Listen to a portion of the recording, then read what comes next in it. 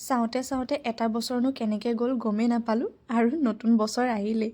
মনতে আছে যোৱাবাৰ নিউ ইয়েৰ উইছ কৰা আৰু তাৰপিছত মাঘ বিহু পালন কৰা।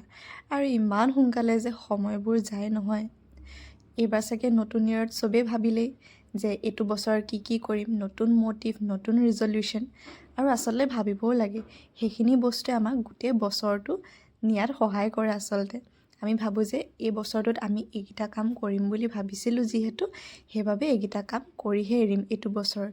প্ৰত্যেক নতুন বছৰতে নতুন নতুন একদম লাইফ গ'লছ প্লাছ ৰিজলিউশ্যন অনা হয় যে এইটো বছৰ মই এনেদৰে থাকিম, এনেদৰে কাম কৰিম। আৰু সেইখিনিয়ে আমাক আগুৱাই নিবৰ কাৰণে হেল্প কৰে আৰু গমেই নাপাওঁ কেনেকৈ বছৰটো যায়গৈ। আৰু এয়া মই ওলাইছোঁ বুক ফেয়াৰৰ কাৰণে, যিহেতু ইয়াতে ওচৰতে বুক ফেয়াৰ হৈ আছে।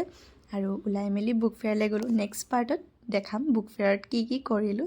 ছ' ষ্টে টিউন, বাই বাই।